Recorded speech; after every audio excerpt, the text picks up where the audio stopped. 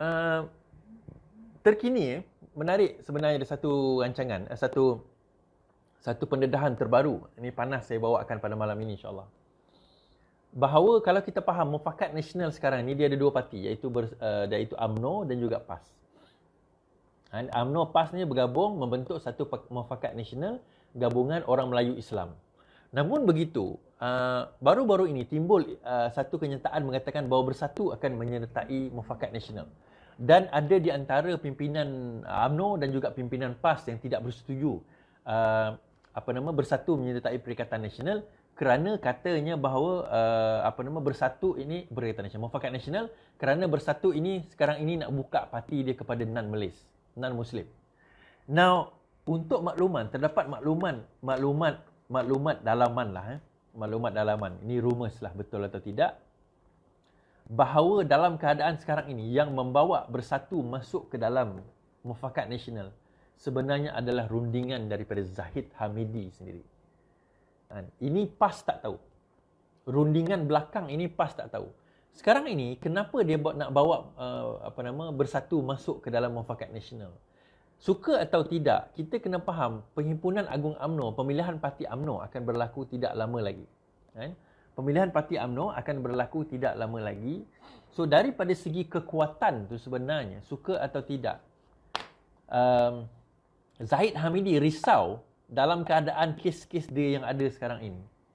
Ada kemungkinan bahawa beliau akan didapati bersalah sebagaimana Najib didapati bersalah. Jadi dia perlukan sokongan Muhyiddin Yassin bagi memastikan kelangsungan hidup politik dan juga kelangsungan hidup dia sendiri daripada dia dapati tidak bersalah dalam kes-kes yang akan dibicarakan tidak lama lagi. Menarik Perhimpunan Agung UMNO nanti, saya nampak Hishamuddin kalau betul-betul dia nak bertanding lah. Saya minta supaya dia bertanding timbalan presiden dan jangan bertanding lawan presiden. Kenapa saya kata timbalan presiden? Dia macam ni. Berkemungkinan Zahid tak ada orang lawan. Berkemungkinan Zahid tidak ada orang lawan. Dia akan menang tanpa bertanding. Namun begitu, yang banyak yang tak nampak, maksudnya daripada segi kekuatan dia, yang maksudnya 50-50 kalau dia nak bertanding. Kalau sekiranya Hishamuddin lawan Zahid, berkemungkinan Zahid boleh menang. Daripada segi grassroots, Zahid kuat.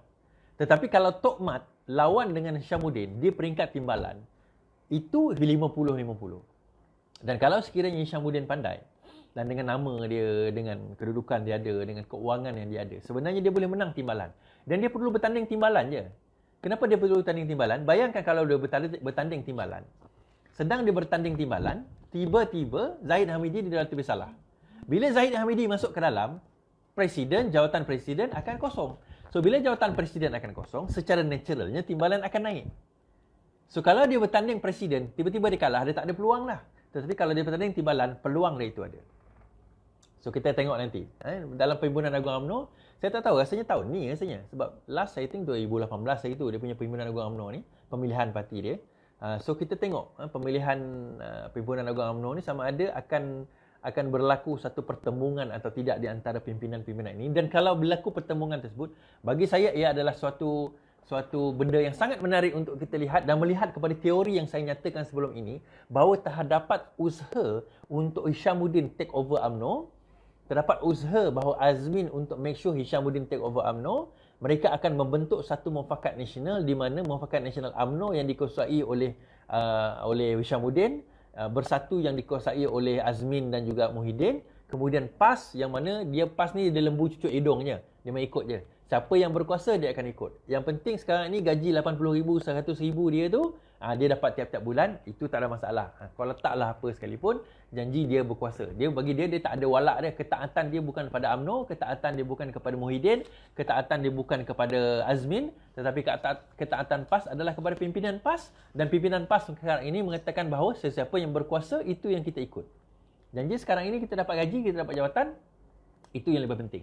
Selain daripada itu, tak memberi signifikasi apa-apa sebenarnya. Balik kepada isu kita tadi. Pertama sekali saya nak bagi tahu bahawa Zahid Hamidi telah berbincang dengan Muhyiddin Yassin dan nak bawa Bersatu kerana apa ketakutan dia dalam menghadapi PAU yang akan datang. Kita kena faham, ada di kalangan orang-orang Bersatu masih lagi adalah mempunyai orang kata masih lagi mempunyai pengaruh di dalam UMNO. Itu yang pertama. Kedua, dia risaukan bahawa kes-kes yang akan berlaku, yang sekarang ni hampir sangkut, kes-kes Zaid Hamidi, yang berkemungkinan akan sangkut sebagaimana kes Najib Tun Razak pada tempoh hari. Jadi itu akan memberi satu impak besar kepada pertandingan sekali beliau nak bertanding menjadi presiden sekali lagi. Moving forward, saya kata, dalam keadaan sekarang ini, kita kena bergerak ke depan. Merdeka Center punya research tu kita tak boleh tolak tepi. Kita kena start fikirkan bagaimana kita nak kembalikan persepsi rakyat. Bagaimana kita nak kembalikan keadaan momentum yang ada. Bagaimana kita nak kembalikan suasana yang ada.